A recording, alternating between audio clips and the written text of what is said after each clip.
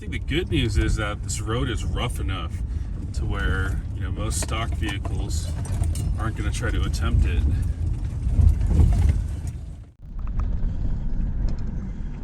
Oh shoot.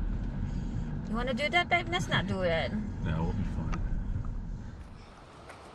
Really cool spot.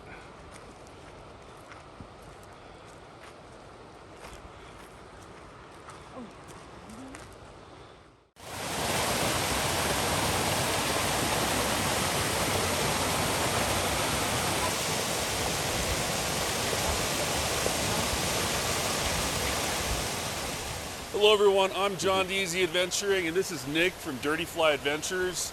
I have to do this quick video because it's July 4th weekend. Actually, it's July 4th today. YouTube's gonna want me to release a video tomorrow, so I gotta make something pretty quick, but hopefully meaningful. What I wanna talk about today is discovering special places, campsites. Here's Nick. You wanna talk about how you found this place?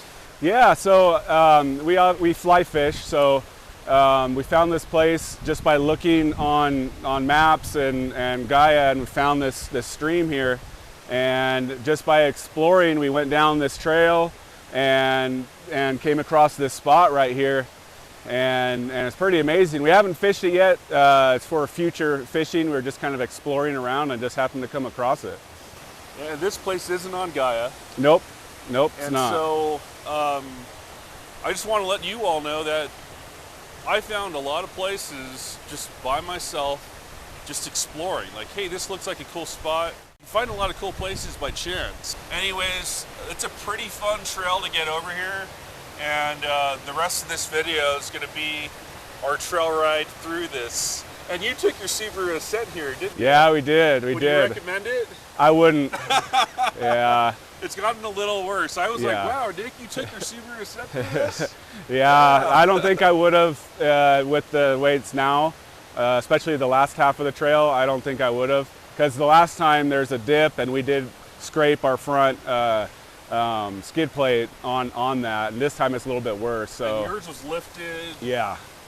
Slightly bigger tires and all that. Yeah, yeah. So, but you know what? We saw Subaru Crosstrek here, right? Yeah. So it's something that Nick doesn't recommend, but we're both not saying don't do it. We're just warning you, like, hey, it's you'll see this trail it's a good trail. A stock Honda Passport doesn't come with a 3.5-inch lift right off the bat. It doesn't come with 32-inch tires right off the bat. Those two things are going to make my vehicle get through this trail a lot easier.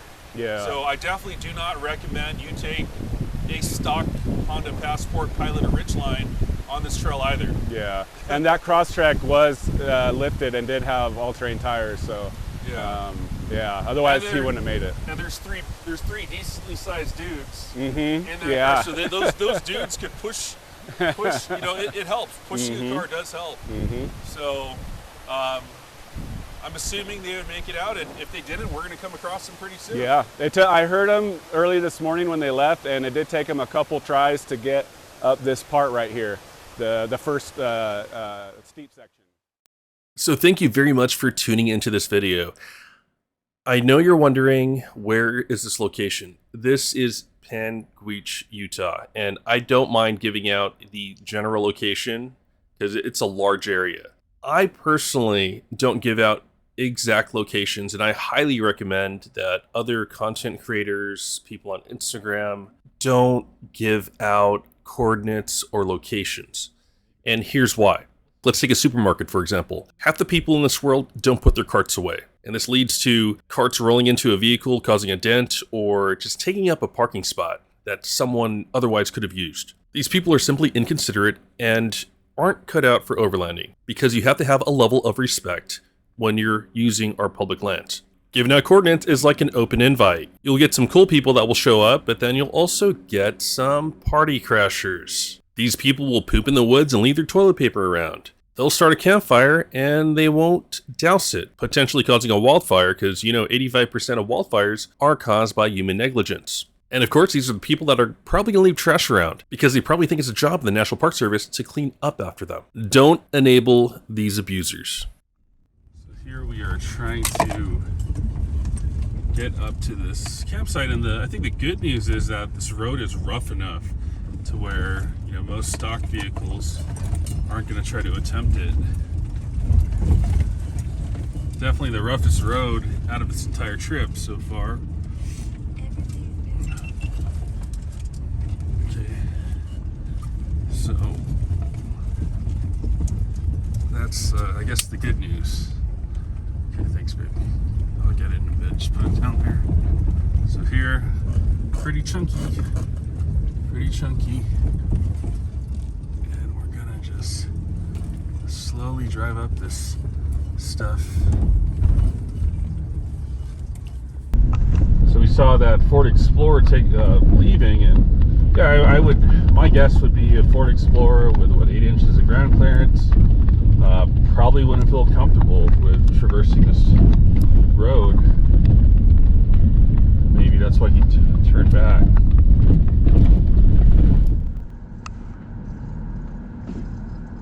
Simple enough. Not bad. I didn't know how deep that left side was.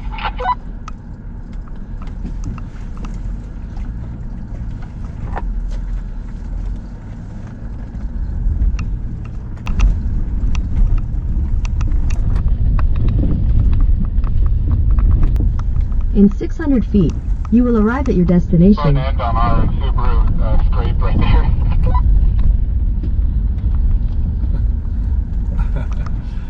That's pretty bad. What was the approach angle on that? Like,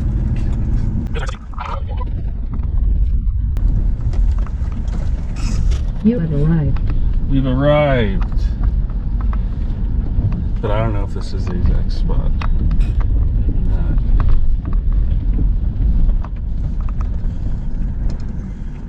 Oh shoot. You wanna do that, babe? Let's not do it. No, we'll be fine.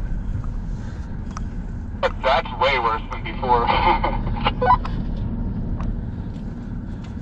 Wait, hold on, Nick. Hold on. Just in case I get stuck or something, you know?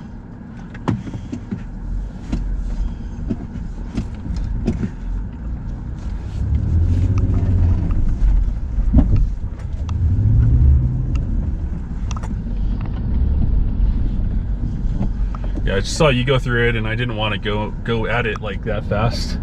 So we're good. I was kind of worried if I did it slower, if I might get stuck.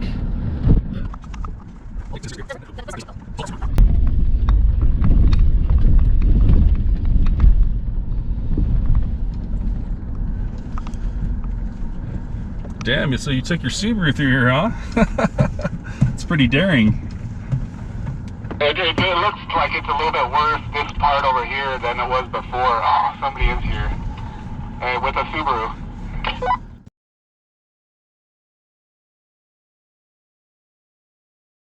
Without going into too much detail, I will tell you how to find dispersed camping. Here's a map of the Grand Canyon. The areas in hazy green are going to be U.S. Forest Land, USFS. The areas in the yellow are going to be BLM, or Bureau of Land Management. They're essentially the same kind of thing. One is just forest in the green, and the yellow is going to be desert. They're both part of US.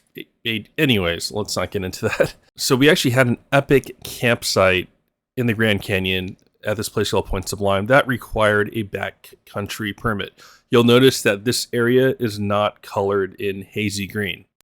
That means you just can't disperse camp here. You just can't camp anywhere in the area.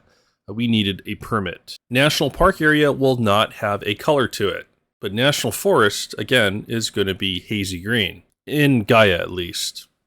That's tip number 4.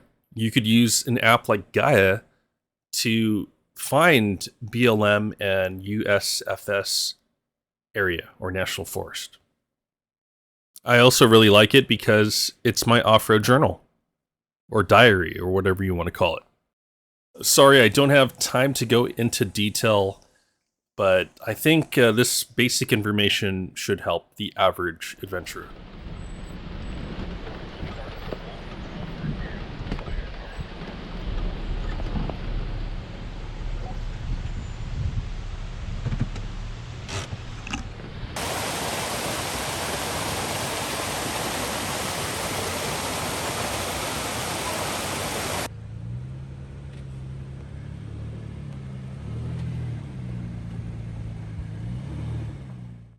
I have a moral responsibility to make sure I don't give you advice that could get you into trouble.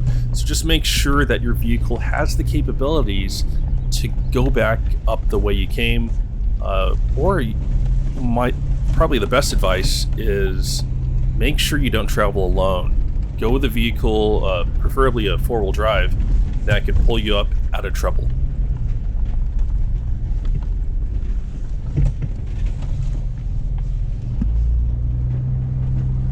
So this is the area where Nick in his Subaru Ascent had trouble getting up.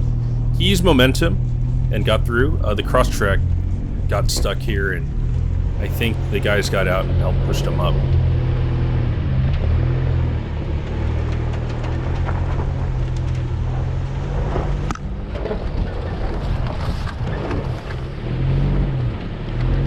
You'll notice that our vehicles didn't have much trouble. Nick and Nancy in their Nissan Xterra has really good articulation and a four-wheel drive system. And my Honda Passport has a twin-clutch rear differential, which is a real rear LSD. It's a proactive traction aid.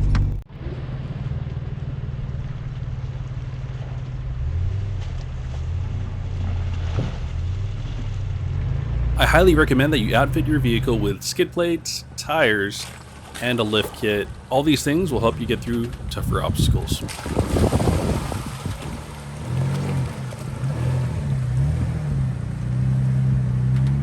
You can see it right there. Oh yeah. It's like some kind of brand, some root or something. Yeah. So did you take out some root? Yeah. So anyways, thank you very much for watching. The rest of this is just going to be bonus trail footage of me driving out of this trail. There's no more important information for you to help you find dispersed camping out there.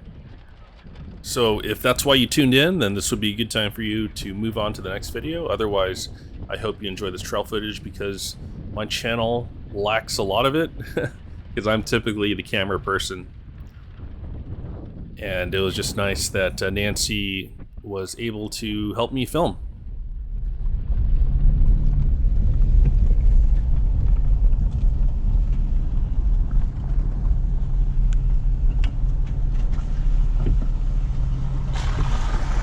Yeah, so we're at full tire PSI, 42 PSI on all of our tires.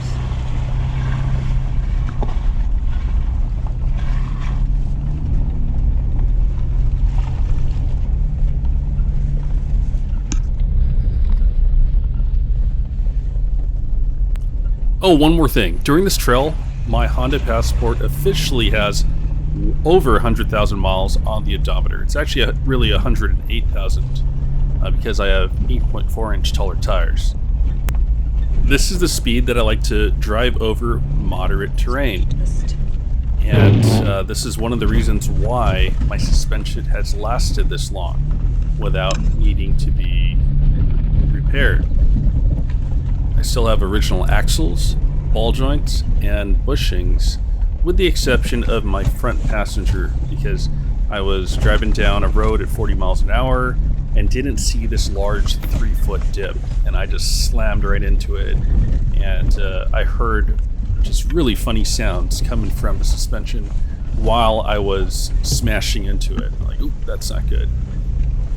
That happened at the 30,000 mile mark, and after another 40,000 miles at 70,000, that's when I changed out the front passenger lower control arm, because it's easier to do that, to replace the bushings rather than have pop them out and install new ones. That's just more work. So about 120 bucks should buy you a new lower control arm. And then I changed out, I rebuilt the suspension all the way around. Car probably needed new struts and shocks, and I went ahead and changed out the axle, because when I had the 3.5-inch lift kit installed by Traxta, because I had the prototype lift kit, the front passenger axle had the threads damaged during installation. So it was replaced with a Napa Auto Parts axle, but then after about 5,000 miles, the dust speed ripped off, because if it's not OEM, the dust speeds just aren't designed to stretch as much. So the dust be teared, and I know I could have probably ran with it for quite some time, but I just wanted to play it safe, and I got another OEM Honda axle to replace it. And so yeah, pretty much 108,000 miles lifted since early on. Everything's lasted, and I credit the way I drive, or rather my driving style. Honda is known to be overbuilt, and I believe that to be true, but another factor is the driving style. Drive it a little softer, not so rough, and the suspension is bound to last longer. But here's another thing too, is some other all-wheel drives will require you to drive rough. They will require you to use momentum. And so it's just going to be unavoidable. There's also some other vehicles that just don't use tough parts. Like, for example, they'll have liquid-filled bushings. Those aren't going to last long. So figure out what your vehicle is not only capable of, but also how you can make your vehicle last as long as possible. I think that it's probably going to be really good advice. Anyways, I'll just leave you to the rest of the trail footage. So until next time, have fun on your adventures.